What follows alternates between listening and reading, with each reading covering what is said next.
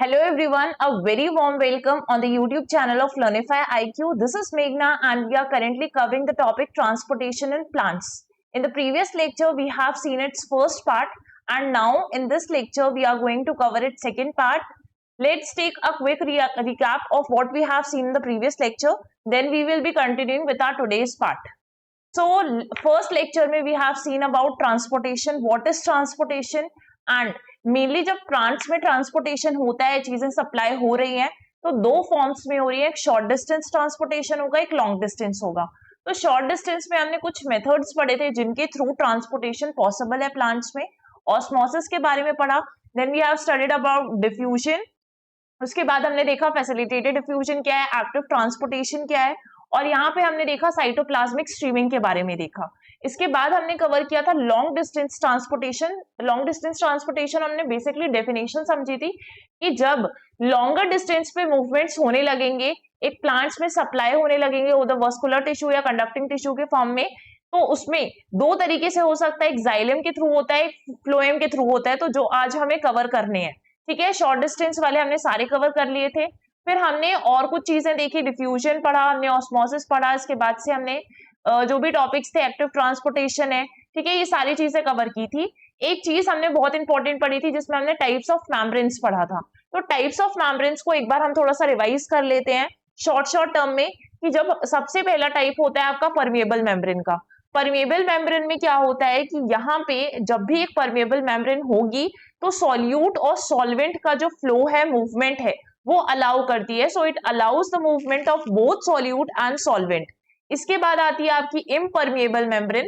तो impermeable membrane से क्या प्रूफ होता है कि यहाँ पे सॉल्यूट और सॉल्वेंट के मूवमेंट को अलाउ नहीं करती है, so it doesn't allow the movement of solute and solvent. Third हमने पढ़ा, third type, that is semi permeable membrane. And semi permeable membrane क्या करती है, allows the movement of solvent but doesn't allow solute to move. ठीक है, तो ये आप क्या हो गया, सेमी परमेबल मेम्ब्रेन हो गया। इसके अलावा आपका एक और मेम्ब्रेन आता है, that is selectively permeable membrane, जहां पे सिलेक्शन होगा। तो सिलेक्शन अगर पॉसिबल हो पा रहे हैं तो ये क्या करेगी, रिक्वायरमेंट के हिसाब से यहाँ पे अलाउ कर देती है सॉल्वेंट को भी और सॉल्यूट को भी कि मूव कर पाए। ठीक है, रिक्वायरमेंट पे डिपेंड करता है। तो सिलेक्टिवली परमेबल मेम्ब्रेन एक ऐसी मेम्ब्रेन है जो चूज कर सकती है कि वो अलाउ करे या ब्लॉक करे मटेरियल्स को कि वो सेल में एंटर कर पाए या फिर सेल में एंटर कर पाए या सेल से एग्जिट कर पाए। तो ये सारी चीजें किसमें आ जाती है, सिलेक्टिवली परमेबल मेम्ब्रेन में आती है। यहां तक हमने चीजें कवर की थी। आज जो हमें इंपॉर्टेंट टॉपिक पढ़ना है, that is types of solution. तो टाइप्स ऑफ सॉल्यूशन बेसिकली हमें तीन टाइप्स पढ़ने हैं। फर्स्ट इज आइसोटोनिक सॉल्यूशन, इसके बाद हम पढ़ेंगे हाइपरटोनिक सॉल्यूशन। ठीक है, हाइपोटोनिक सॉल्यूशन को कवर करेंगे और इसके अलावा हम पढ़ने वाले हैं हाइपोटोनिक सॉल्यूशन भी पढ़ने वाले हैं। ठीक है, तो ये तीन चीजें हमें आज कवर करनी है और इसके अलावा फिर हम चलेंगे अपने लॉन्ग डिस्टेंस ट्रांसपोर्टेशन में। तो सबसे पहले समझिए कि आइसोटोनिक सॉल्यूशन होता क्या है। ठीक है, हम बोल सकते हैं आइसोटोनिक सॉल्यूशन एक ऐसा स्टेट है ना, एक ऐसा स्टेट है जहां पे दो सॉल्यूशंस जिनके सेम कॉन्सेंट्रेशन है, ऐसे दो सॉल्यूशंस जो हैं उसमें सेम कॉन्सेंट्रेशन ऑफ सॉल्यूट हैं और वो किसी सेमी परमेबल मेम्ब्रेन के अक्रॉस मूवमेंट कर रहे हैं। इसमें क्या होता है कि वाटर फ्रीली एक सेल के बाहर और अंदर मूव कर पाता है। ठीक है, अगर सपोज एक ही सेल में हो रहा है तो वाटर इजिली अंदर से बाहर मूव कर पाएगा या बाहर से अंदर हो पाएगा without diluting the solutes in either side. तो ऐसे सॉल्यूशन को क्या कहा जाता है, आइसोटोनिक सॉल्यूशन कहा जाता है। एंड आइसोटोनिक सॉल्यूशन क्या करते हैं, सेल की फंक्शनिंग को प्रॉपर होने देते हैं। दो चीज समझ लीजिए आप पहले, तब आपको ये क्लियर हो जाएगा कि किस तरीके से चीजें हो रही हैं। तो पहले हम समझ लेते हैं दो टर्म्स, फर्स्ट इज एंडोऑस्मोसिस और दूसरा जो टर्म होता है वो होता है एक्सोऑस्मोसिस। इन दोनों प्रोसेस को अगर आप समझ लेंगे तो आपके लिए इजी हो जाएगा कि कैसे ये हाइपरटोनिक और आइसोटोनिक सॉल्यूशंस फॉर्म हो रहे हैं। तो अगर हम बात करें एंडोऑस्मोसिस की, तो एंडोऑस्मोसिस क्या है, ये एक सेल है आपका। ठीक है, यहाँ पे एक सेल है। ठीक है, अब वाटर मूव करेगा, सेल के बाहर से अंदर आएगा, सेल के बाहर से अंदर आएगा टू इट्स इंटीरियर पार्ट और उसके साइटोप्लाज्म में एंटर करेगा। और जब वाटर अंदर आता जाएगा काफी सारा, तो ये सेल क्या होने लगेगा, अपने आप एक्सपेंड होने लगेगा। ठीक है, एक्सपेंशन ऑफ सेल हो रहा है, तो उस प्रोसेस को क्या बोलेंगे, एंडो है ना, एंडो आ रहा है, इनर साइड पे आ रहा है तो एंडोऑस्मोसिस बोलेंगे। सपोज दूसरी तरफ एक और सेल है और सेल में क्या हो रहा है, वाटर, इधर से यहाँ पे हाई कॉन्सेंट्रेशन में पानी है और यहाँ पे लो कॉन्सेंट्रेशन में पानी है। तो जब पानी अंदर से बाहर की तरफ मूव करने लगेगा तो इस प्रोसेस को क्या बोलते हैं, एक्सोऑस्मोसिस बोलते हैं, एग्जिट हो रहा है पानी। तो water moves from an area of high concentration to the area of low concentration causing the cell to shrink. क्योंकि अगर यहाँ से पानी बाहर जा रहा है तो ऑब्वियसली ये जो सेल है वो क्या होने लगेगा, श्रिंक करने लगेगा, सिकुड़ने लगेगा। तो इसी को हम क्या बोलते हैं, एक्सोऑस्मोसिस बोलते हैं। अब इन्हीं दोनों चीजों के बेसिस में हम सारे टाइप्स ऑफ सॉल्यूशन समझेंगे, तो इसका एक इंपॉर्टेंट रोल है और आपको यही चीज यहाँ पे समझनी है, ठीक है। तो सबसे पहले आइसोटोनिक सॉल्यूशन की हमने डेफिनेशन समझी। An isotonic solution is a solution with the same concentration of solutes and water. यहाँ पे जो सेल है और सॉल्यूशन है दोनों सेम होगा। अगर आप इस डायग्राम में देखें, सपोज ये आपका अंदर है आरबीसी सेल, ठीक है, और यहाँ पे हम देख रहे हैं एक सॉल्यूशन प्रेजेंट है, ये सॉल्यूशन हो गया, ठीक। अब यहाँ पे क्या हो रहा है कि कॉन्सेंट्रेशन ऑफ सेल और सॉल्यूशन दोनों सेम होगा, ये चीज आपको पहली कंडीशन याद रखनी है। दूसरी कंडीशन ये याद रखनी है कि जितना एंडोऑस्मोसिस हो रहा है उतना एक्सोऑस्मोसिस भी होगा, क्योंकि कॉन्सेंट्रेशन सेम है। अगर कॉन्सेंट्रेशन दोनों का सेम है तो equal amount endosmosis and exosmosis is equal, तो ऐसे सॉल्यूशन को क्या कहेंगे, आइसोटोनिक सॉल्यूशन कहेंगे। एग्जांपल के लिए जो आपका नॉर्मल सलाइन होता है, ठीक है, जैसे हमें सोडियम क्लोराइड कहते हैं NaCl, तो नॉर्मल सलाइन जो है वो किसका एग्जाम्पल है, आपके आइसोटोनिक सॉल्यूशन का है। जो आपके आई ड्रॉप्स होते हैं, ठीक है, आई ड्रॉप्स भी किसका एग्जाम्पल है, आइसोटोनिक सॉल्यूशन का ही एग्जाम्पल है। इसके अलावा जो आपके आरबीसी सेल्स हैं वो भी आइसोटोनिक सॉल्यूशन का एग्जाम्पल है। इसके अलावा यहाँ पर और दिए हैं, सेल साइटोप्लाज्म है, बॉडी फ्लूइड्स लाइक ब्लड है, स्वेट है एंड टीयर्स है, ये सारे आइसोटोनिक सॉल्यूशन के एग्जाम्पल है। इसके बाद नेक्स्ट सॉल्यूशन में आ जाते हैं, दैट इज हाइपोटोनिक सॉल्यूशन। अब हाइपोटोनिक सॉल्यूशन में क्या हो रहा है, सपोज करिए कि ये आपका एक सेल है, तो हाइपोटोनिक सॉल्यूशन जो होता है आपका basically has a lower concentration of solute than a cell, ठीक है, लोअर कॉन्सेंट्रेशन होता है। तो यहाँ पे आपका ये सेल हो गया, सॉरी ये सेल है आपका, तो ये जो सेल होगा यहाँ पे क्या हो रहा है, एंडोऑस्मोसिस ज्यादा हो रहा है। अब यहाँ पे एंडोऑस्मोसिस ज्यादा होगा, मतलब जो कॉन्सेंट्रेशन है आउटर सोल्यूशन का वो लेस है। ये जो कॉन्सेंट्रेशन है आउटर सोल्यूशन का इज लेस, और अगर लेस कॉन्सेंट्रेशन है तो यहाँ पे क्या होगा, हाई कॉन्सेंट्रेशन होगा। यहाँ पे अगर सॉरी तो यहां से वाटर कहां मूव करेगा, इस तरफ मूव कर रहा है, एंडोऑस्मोसिस ज्यादा होने लगेगा यहाँ पर एक्सोऑस्मोसिस के कंपैरिजन में, ठीक है। यहाँ पे है तो एंडोऑस्मोसिस ज्यादा हो रहा है, और जब ऐसा होगा कि concentration of outer solution is less than cell and endosmosis is more than exosmosis, तो ऐसे सॉल्यूशन को हम बोलते हैं hypotonic solution with a lower outer concentration and higher water concentration। यहाँ पे higher water concentration है तो high से low की तरफ जाएगा ये, ठीक है। और ऐसे में क्या होगा, सेल जो है वो स्वेल हो जाता है, अंदर अगर जा रहा है तो ऑब्वियसली इसमें ज्यादा पानी जा रहा है और सेल क्या होने लगेगा, स्वेल होने लगेगा। इस तरीके के सॉल्यूशन ऐसे फॉर्म हो जाएंगे। अब यहाँ पे एग्जाम्पल्स क्या है, प्लेन वाटर जो होता है आपका, तो वाटर जो प्योर वाटर है आपका एग्जाम्पल है। जो low sugar and salt sports drink होते हैं वो भी किस में आते हैं, आपके हाइपोटोनिक सॉल्यूशन में आते हैं। आप यहाँ पर भी देख सकते हैं किस तरीके से पानी अंदर जा रहा है और ये स्वेल होने लग रहा है, ठीक है। यहाँ पर भी आप देखेंगे, अगर सेल प्लांट सेल की अगर हम बात करें तो सेल यहाँ पे टर्जर्ड हो जाता है। तो इस तरीके से आप देख सकते हैं प्लांट सेल में और रेड ब्लड सेल में किस तरीके से हाइपोटोनिक सॉल्यूशन के एग्जाम्पल्स दिख रहे हैं आपको। इसके बाद से नेक्स्ट सॉल्यूशन में अगर हम आ जाएं तो यहाँ पर हाइपरटोनिक सॉल्यूशन की बात होती है। अब हाइपर से क्या मतलब है कि hypertonic solution is a fluid that has a higher concentration of solute and lower concentration of water, ठीक है। इसलिए अगर लोअर कॉन्सेंट्रेशन ऑफ वाटर होगा तो वाटर अंदर से, है ना, यहाँ पे आप देखेंगे कि वाटर अंदर से कहाँ मूव करेगा, बाहर की तरफ मूव करेगा, सॉल्यूशन वाले पार्ट में आएगा। तो कॉन्सेंट्रेशन ऑफ आउटर सॉल्यूशन अब ज्यादा हो जाएगा सेल से, ठीक है। इसमें अगर पानी आ रहा है तो सेल से ज्यादा कॉन्सेंट्रेशन कहां पर मिलेगा, इस पर आ जाएगा, बाहर साइड पर आ जाएगा। और यहाँ पे एक्सो अगर ऐसा प्रोसेस हो रहा है तो एक्सोस्मोसिस मोर होगा और एंडोस्मोसिस कम होगा। तो दूसरी कंडीशन है कि exosmosis is more than endosmosis, और इसे क्या कहेंगे, हाइपरटोनिक सॉल्यूशन कहते हैं। तो is a solution with a higher concentration of solutes and lower concentration of water than body fluids. जैसे ही हाइपोटोनिक सॉल्यूशन में प्लेस किया जाता है तो वाटर जो है वो कहां पर जाएगा, सेल के बाहर जाएगा ऑस्मोसिस के प्रोसेस के थ्रू, और उसके वजह से ये जो सेल होगा वो क्या होने लगेगा, श्रिंक होने लगेगा। ये भी चीज आपको याद रखनी है। तो जब हम हाइपोटोनिक सॉल्यूशन ले रहे थे तो सेल स्वेल हो रहा था, लेकिन आप देख सकते हैं इस फिगर में कि यहाँ पे स्वेल जो है वो श्रिंक हो रहा है क्योंकि पानी इसके बाहर मूव कर रहा है। सिमिलरली आप प्लांट सेल में भी देख सकते हैं कि साइटोप्लाज्म जो है वो श्रिंक करने लग रहा है सेल वॉल से। ठीक है, फ्रॉम सेल वॉल आप देख सकते हैं एग्जांपल्स की अगर हम बात करें, ऑरेंज जूस हो गए, आपका जो ग्रेप्स होते हैं शुगर सॉल्यूशन में है, जो आपका सी वाटर होता है वो भी किसका एग्जाम्पल है, हाइपरटोनिक सॉल्यूशन का ही एग्जाम्पल है। जो आपका ग्लूकोज सॉल्यूशन है वो भी किसका एग्जाम्पल है, हाइपरटोनिक सॉल्यूशन का एग्जाम्पल है। तो आई होप ये तीन चीजें क्लियर हो गई होंगी कि आइसोटोनिक क्या होता है, जहां पे एंडोस्मोसिस ज्यादा है, एंडोस्मोसिस और एक्सोस्मोसिस इक्वल है। फिर दूसरा हमने देखा हाइपोटोनिक सॉल्यूशन जहां पे एंडोस्मोसिस ज्यादा है एक्सोस्मोसिस के कंपैरिजन में। तीसरा हमने देखा हाइपरटोनिक सॉल्यूशन, और हाइपरटोनिक सॉल्यूशन में क्या हो गया, जो आपका एक्सोस्मोसिस है वो ज्यादा है एंडोस्मोसिस से। आप तीनों चीजों को एक ही जगह लिख सकते हैं ताकि आपके लिए इजी हो रिमेंबर कर पाना कि क्या चीजें होती हैं और कौन सा प्रोसेस है। ठीक है, यहाँ पर आप एक साथ देख सकते हैं कि क्या चीजें हुई, क्योंकि इसमें एंडोस्मोसिस और एक्सोस्मोसिस आपको दिख रहा है कि यहाँ से बाहर आ रहा है ठीक है, और सेल यहाँ पे श्रिंक हो जाएगा। दूसरी कंडीशन आपको दिख रही है कि आइसोटोनिक में एकदम बराबर हो रहा है, जितना अंदर जा रहा है उतना बाहर भी आ रहा है, एंडोस्मोसिस और एक्सोस्मोसिस इक्वल है।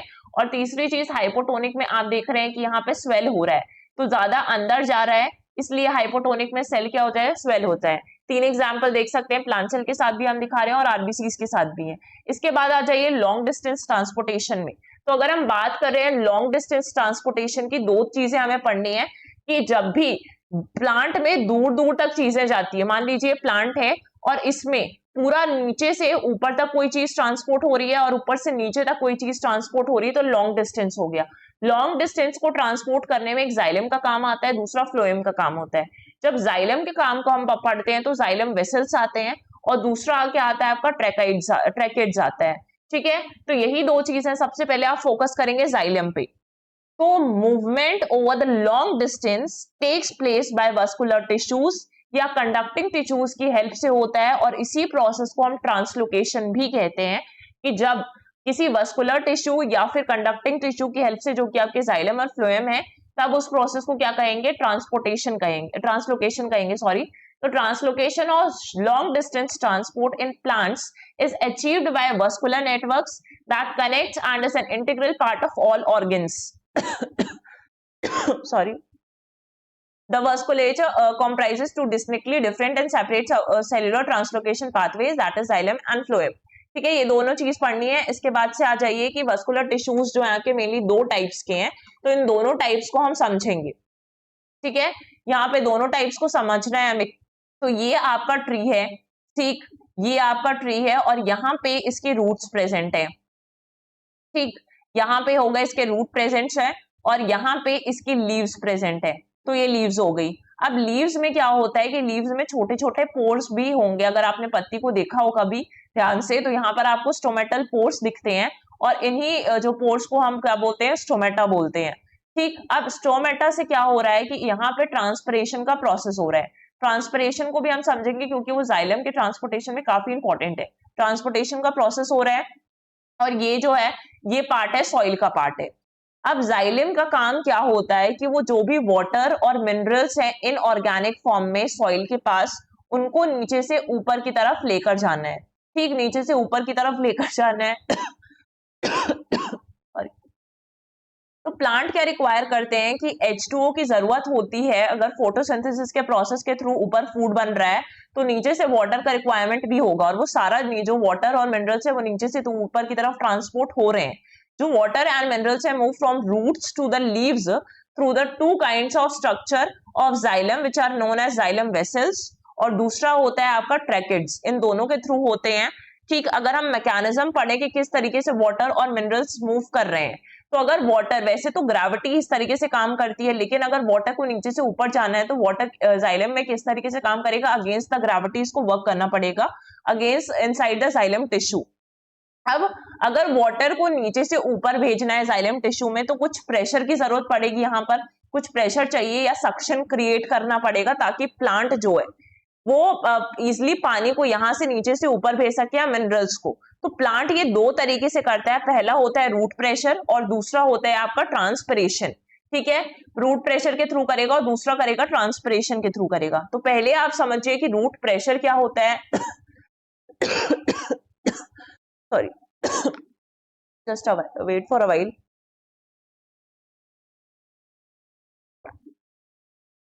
तो रूट प्रेशर आता है। रूट प्रेशर क्या है, एक ऐसा फोर्स है ना। पहले मैं आपको समझा देती हूँ कि यहाँ पे ये है, नीचे आप देख रहे हैं, अब रूट जो सेल्स हैं, रूट के जो सेल्स हैं वो किसके साथ कांटेक्ट में है, सॉइल के साथ। ये हो गया आपका सॉइल वाला पार्ट, ये रूट में सेल्स प्रेजेंट है जो आपस में कांटेक्ट में है ना। अब क्या होता है कि जो रूट सेल्स हैं इसके पास ज्यादा आयंस होंगे और इनमें पानी कम होगा। ठीक, तो रूट सेल्स में आयंस ज्यादा हैं, तो आप यहाँ पे लिख लीजिए कि आयंस क्या होंगे, यहाँ पे ज्यादा होंगे और जो आपका वाटर होगा वो यहाँ पे लेस होगा। तो वाटर का कॉन्सेंट्रेशन यहाँ पे लो हो गया। और दूसरी तरफ अगर हम सॉइल की बात करें, ये हम रूट की बात कर रहे हैं, रूट सेल्स की बात कर रहे हैं। ठीक है, ये उसका केस हो गया। सेकेंडली अगर आप सॉइल का केस देखेंगे तो सॉइल के केस में क्या होता है, यहाँ पे आपको आयंस लेस मिलेंगे लेकिन वाटर क्या होगा, ज्यादा होगा। अब वाटर यहाँ पे ज्यादा है तो यहाँ पे हम बोल सकते हैं कि सॉइल में क्या है, वाटर का कॉन्सेंट्रेशन हाई है और जो ये आपके रूट आयंस हैं, रूट सेल्स हैं, उसमें वाटर का कॉन्सेंट्रेशन लो है।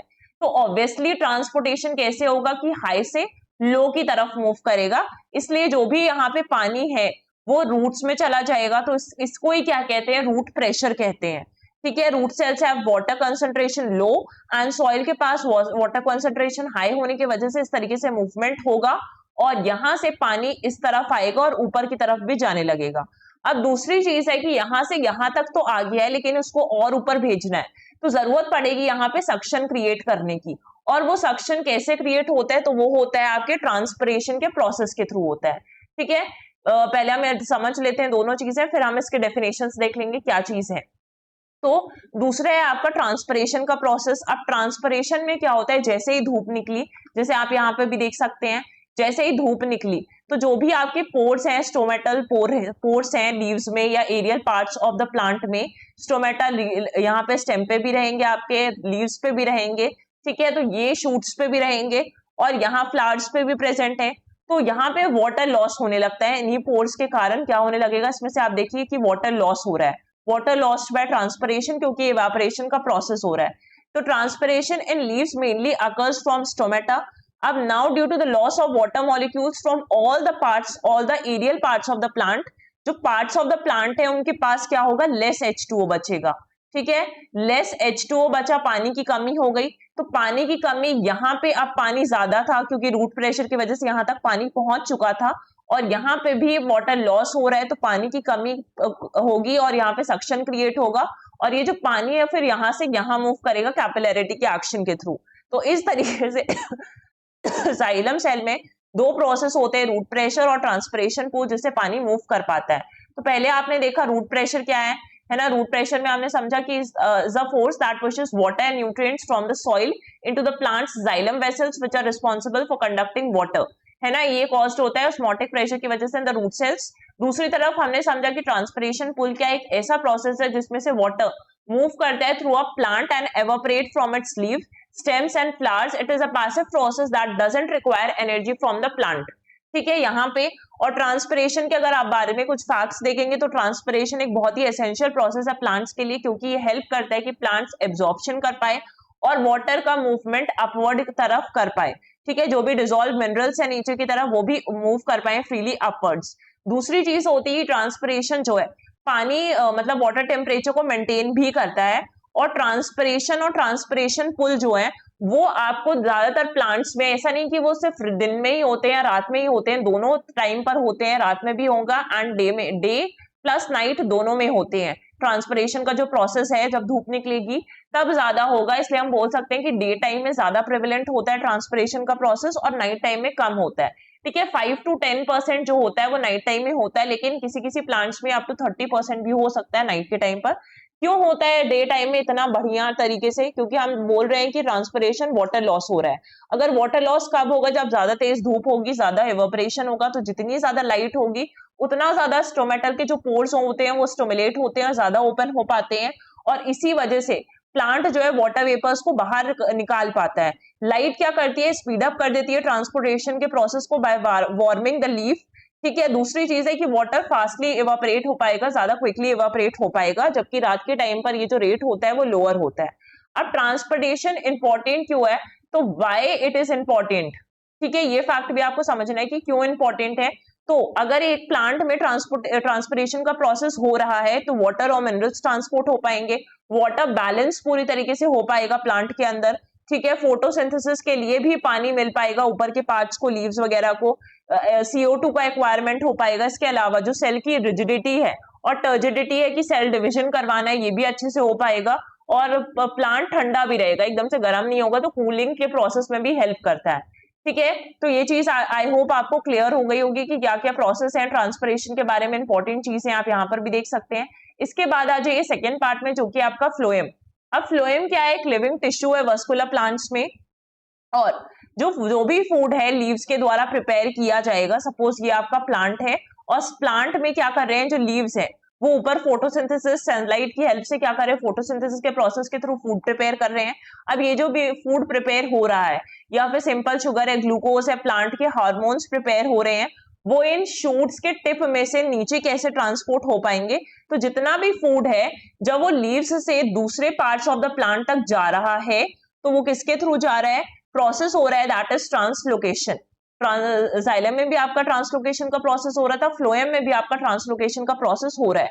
The movement of food material and other substances like hormones through phloem depend करता है कि जो लिविंग सेल्स हैं इस प्लांट के अंदर, उन लिविंग सेल्स में, लिविंग सेल्स मतलब जो आपके सीव ट्यूब्स हैं, वो कितने अच्छे से फंक्शन कर पा रहे हैं। तो सपोज आप यहाँ पे देख सकते हैं अलग अलग पार्ट्स हैं, तो ये जो सीव पोर्स होते हैं इनको लिविंग सेल्स कहा जाता है, और इसका काफी इंपॉर्टेंट होता है फंक्शन सीव ट्यूब्स जो हैं, क्योंकि इससे ही ऊपर से चीजें नीचे आएंगी ना, तो ट्यूब्स की फंक्शनिंग काफी इंपॉर्टेंट होती है। और 4 पार्ट्स में स्पेशलाइज्ड सेल्स प्रेजेंट होते हैं, सीव एलिमेंट्स, कंपेनियन सेल्स होते हैं, फ्लोएम फाइबर्स होते हैं, फ्लोएम पैरेन्काइमा सेल्स होते हैं, और इनकी फंक्शनिंग आप देख सकते हैं। इस तरीके से काम दिख रहे हैं आपको, सारी चीजें कहाँ कहाँ पर हैं, लेबल है, और यहाँ पे इस तरीके से मूवमेंट हो पाएगा।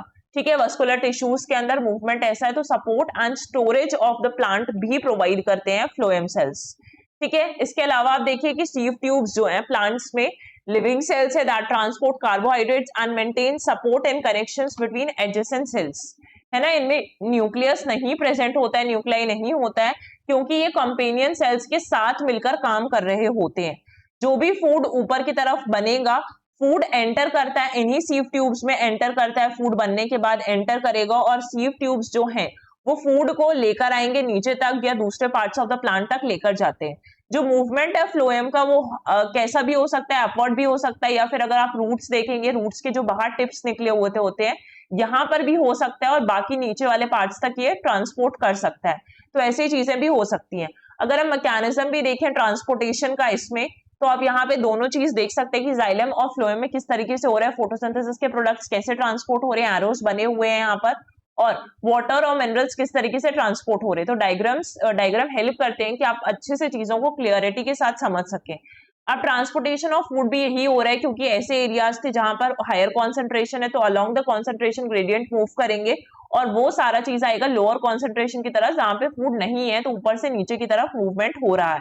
ठीक है, process would works like this कि एनर्जी जो होती है from ATP loads food into the sieve tubes of phloem tissue, और ऑस्मोसिस होता है जिससे वाटर जो है एंटर कर जाएगा सीव ट्यूब्स में, जहां पे शुगर भी है, raises pressure in the phloem tissue, और इस तरीके से ऊपर से नीचे की तरफ आता है। तो हाई प्रेशर क्या करता है, नीचे की तरफ फूड को भेज देता है। तो ये सारी चीजें हमने कवर की है कि किस तरीके से जाइलम और फ्लोएम वर्क कर रहे हैं, और यहाँ पे आपका लॉन्ग डिस्टेंस जो ट्रांसपोर्टेशन है, बेसिकली ये पार्ट भी कवर हो जाता है, जैसे आप यहाँ पे देख सकते हैं। तो हमने इसके अलावा टाइप्स ऑफ मेम्ब्रेन्स भी देखे, और टाइप्स ऑफ सॉल्यूशंस भी देखे, जो आपके लिए हमेशा काम के होते हैं, और ये सारी चीजें हमने समझ ली है। तो यहाँ पे ये टॉपिक एंड होता है। इसका जो PDF है वो आप डिस्क्रिप्शन में लिंक रहेगी, वहां से आप एक्सेस कर पाएंगे। तो आज के लेक्चर के लिए बस इतना ही। So thank you everyone.